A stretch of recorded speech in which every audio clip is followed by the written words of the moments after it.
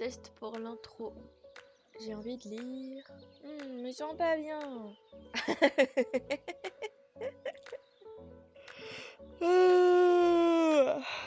Attends, il faut que je te raconte. Non mais je suis pas sûre. Non, c'est vrai? Attends, il faut que je te raconte le dernier bouquin que j'ai lu. Oui! C'est bon, je suis bien en place dans tes oreilles? J'ai envie de te raconter des trucs. J'ai vraiment apprécié découvrir ça, ce côté, c'est pas juste un méchant pour un méchant et c'est pas juste un gentil parce que c'est un gentil. C'est beaucoup plus complexe et là je trouve que ça ressort vachement et ça c'est vraiment top. Aloha! J'espère que tu vas bien. Je te retrouve dans cet épisode numéro 4 pour une nouvelle chronique audio sur un livre auto-édité qui s'intitule Ils se marièrent et il y eut beaucoup de sang de Laurine Wallenhaller. J'espère que je l'ai bien prononcé. C'est un thriller, un roman policier, un genre de polar, on va dire. Je vais te lire de suite le petit résumé et juste après, je vais te donner mon avis sur ce thriller. Au cœur de l'hiver 2017, 4 ans après les débats sur le projet de loi mariage pour tous, plusieurs couples d'hommes sont retrouvés morts en petite couronne de Paris. Sur les scènes de crime, la signature marque les esprits. Entre les corps des victimes sont retrouvés des triangles de tissu, roses comme le symbole de la persécution des homosexuels sous le Troisième Reich. Pour l'équipe de Maël Nérodo et Johan Follambray, lieutenant à la section criminelle du SDPJ 94 et partenaire à la ville comme à la Seine, le compte à rebours est lancé. Le mot d'ordre est sur toutes les lèvres, y compris celle de la presse. Mettre la main sur l'assassin et enrayer la vague de folie meurtrière. Mais face à un criminel aussi obscur qu'imprévisible, les enquêteurs se retrouvent désarmés, et ce malgré l'appui d'un capitaine de la brigade des crimes sériels de l'OCRVP, venu se greffer à la section pour les assister. Le sadisme du meurtrier se révèle alors sans limite lorsque l'affaire prend un virage dramatique pour les deux coéquipiers et amants. Entre les plaies endormies qui se réveillent et la colère qui les déchire, affectant l'équilibre du groupe, le terrain est plus libre que jamais pour le tueur au triangle rose, qui profite de la diversion pour passer à la vitesse supérieure et parachever son acte final.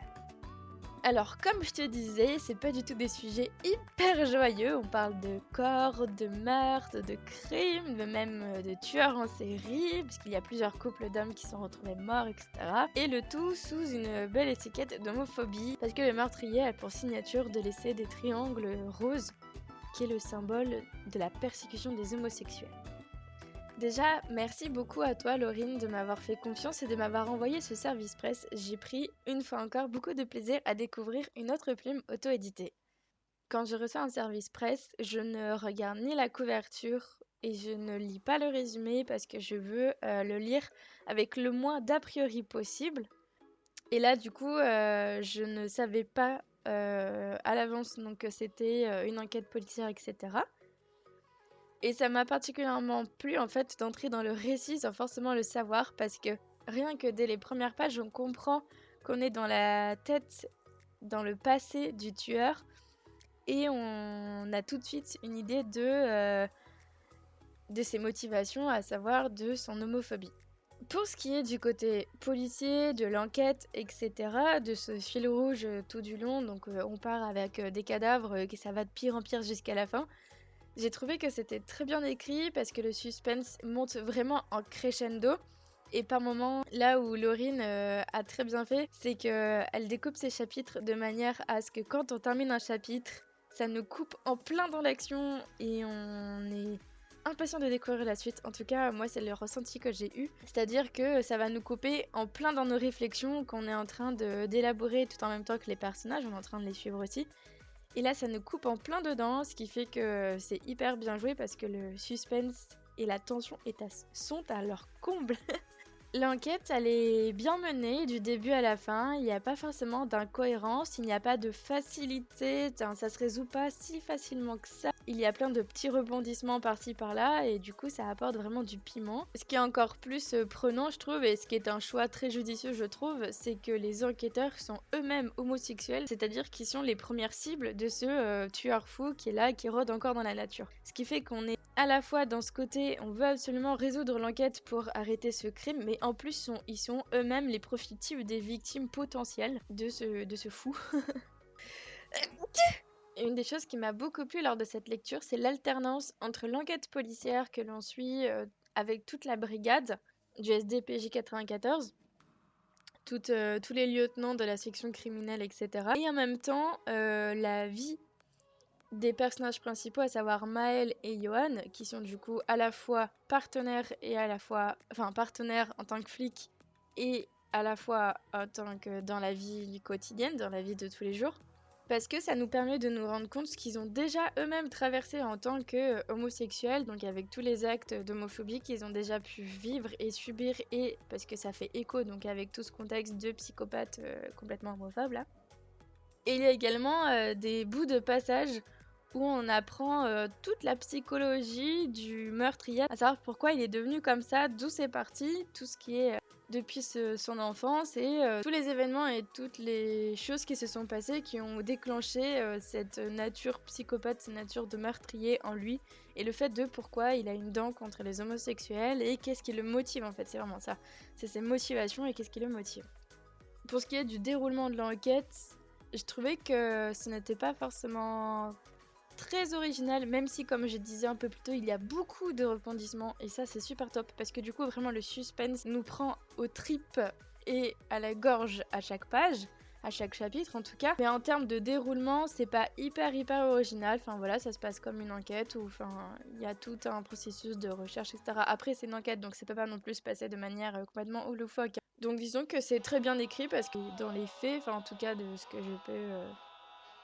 je peux connaître déjà de base de comment peut se passer une enquête par rapport à, par exemple, des séries télé qu'on peut voir, etc. Là, c'est l'idée dans le sens où, voilà, il y a des recherches, il y a des recoupements, il y a des suppositions d'hypothèses, etc. Ils trouvent un premier suspect et en fait, est-ce que c'est le bon, est-ce que c'est pas le bon? Je veux pas trop vous spoiler, mais il y a du plot twist, il y a ah, on croit que c'est telle personne, mais en fait, c'est peut-être pas elle. Et c'est plutôt très bien mené, je trouve, du début à la fin. J'ai vraiment beaucoup aimé ce travail en tout cas, j'ai beaucoup aimé l'attention qu'a accordé Laurine sur ses personnages. Il y a un vrai travail de background, ça se ressent en tout cas, parce que on comprend pourquoi Maël et Johan réagissent comme ça. On comprend déjà toutes les difficultés qu'ils ont pu rencontrer et le pourquoi du comment ils en sont là aujourd'hui. Et on comprend la même chose pour le psychopathe. On comprend d'où il vient, qu'est-ce qu'il a traversé, qu'est-ce qu'il est devenu. Ce qui fait qu'à la fin, quand on a un peu la résolution de toute l'affaire, quand on a le pourquoi du comment, quand la boucle est bouclée, on va dire, on viendrait presque, je dis bien presque, prendre en pitié le psychopathe, parce qu'on dit c'est peut-être pas totalement de sa faute si il y a eu tel et tel et tel événement dans sa vie. Après, voilà, c'est lui aussi qui a décidé de vriller un petit peu, enfin il est un petit peu responsable, mais du coup on en viendrait presque à le trouver sympathique, et ça j'ai trouvé ça vraiment cool, parce que ça ne donne pas juste ah, c'est un meurtrier et il va défoncer tout le monde. Non, on a vraiment une vraie histoire derrière. Il y a le pourquoi du comment, et ça j'ai vraiment beaucoup aimé. C'est pas du tout manichéen en fait. C'est pas et tout blanc et tout noir. Ça vaut aussi le coup pour les personnages qui sont plus dans le côté blanc, on va dire, c'est-à-dire les lieutenants comme Maël, Johan ou leurs collègues, Christelle, Charlotte, tout ça. Et ça, ce truc-là c'est pas manichéen. C'est pas ni tout blanc, ni tout noir, je me répète, hein, mais c'est pas ni tout positif ni tout négatif, c'est pas tranché. Je trouve que Laurine, elle l'a très bien écrit, et on le ressent dans les personnages, on le ressent dans les situations. Ça montre vraiment toute la complexité des rapports humains, et au-delà de ça, ça montre toute la complexité de la nature humaine en fait. Et ça, c'est trop cool. J'ai vraiment apprécié découvrir ça, ce côté, c'est pas juste un méchant pour un méchant, et c'est pas juste un gentil parce que c'est un gentil. C'est beaucoup plus complexe, et là je trouve que ça ressort vachement, et ça c'est vraiment top. En tout cas, ce livre, vous pouvez le trouver sur Amazon. Je vous mettrai le lien dans le podcast, et j'ai trouvé comment faire maintenant, donc c'est tout bon. Et n'hésitez pas à suivre l'auteur sur les réseaux sociaux, vous pouvez également la trouver très facilement au nom de Laurine Wallener. Et je vais maintenant vous laisser sur la lecture du début de cet ouvrage, et peut-être que ça vous donnera déjà quelques frissons pour vous inciter à en lire davantage. Et je vous fais mille poutous. Et à la semaine prochaine. Salut! Confieriez-vous vos enfants à ces gens-là? La dernière vision qu'il a de lui amoureux remonte à l'été 1984. Il avait 11 ans. Il n'était encore qu'une poussière du monde, un homme de rien derrière les vitres fumées de la vieille Fugo cabriolet de sa mère. Il se souvient de tout. Les platanes centenaires qui longeaient la route de campagne, le feu du ciel, l'odeur du cuir et des vernis à l'avant, le dédale de virages négocié à une vitesse indécente. Le couple filait à toute allure vers l'inconnu et la balade était à l'image de leur complicité, libre et hédonique. Rien n'aurait pu les arrêter.